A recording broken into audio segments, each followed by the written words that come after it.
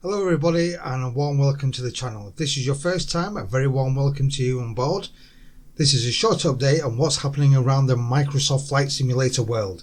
So please remember to subscribe and put a thumbs up to support the channel. Now that's enough for me, let's get started.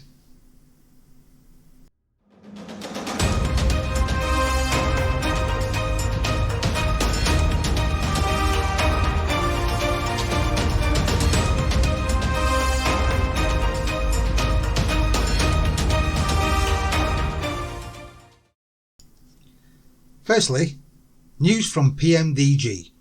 For those who purchased their add-ons via the marketplace, the good news is that PMDG have released the DC6 back to the marketplace.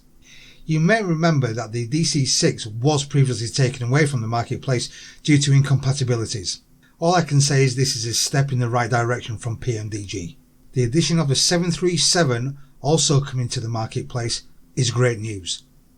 However, still no word on the Universal Flight Tablet, but Robert from PMDG stated that testing is going well and should have an update shortly. You can purchase the DC6 from the marketplace for $59.99. The team at Just Flight have just brought quite a major update to the A220 series. The new features include EFB function upgrades with Navigraph and SimBrief compatibility, Xbox compatibility, marketplace only, flight model updates, smoother cockpit push button animations, and much more. I'll put a link down below so you can see the release notes on the Just Flight website. If there's one thing you should do, you should put this date in your diary. Synapic Designs, formerly known as TAP Designs, will be overloading progress updates and development previews on YouTube on this date. For you who are not aware of Synapic Designs, they are producing an Airbus A220 for Microsoft Flight Simulator on PC. This is the smallest Airbus in the family and they are working closely with the fly-by-wire team. The update has come as a nice surprise as the team have been really quiet previously. So don't miss out this date, I can't wait to see it.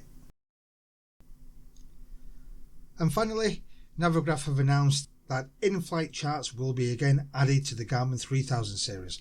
This will need an additional download from the Navigraph website or alternatively when a developer decides to put it in the new aircraft. Now I think this is great news as it makes life so much easier, having all the information on one screen instead of dragging over from a previous screen. Now this is only on PC and will be introduced to Xbox at a later date. And that's it, we're all caught up. There's your Microsoft Flight Simulator news. It's been a pleasure having you on board today. On that note, please be sure to like, comment and subscribe and hopefully see you all soon. Take care, bye bye for now.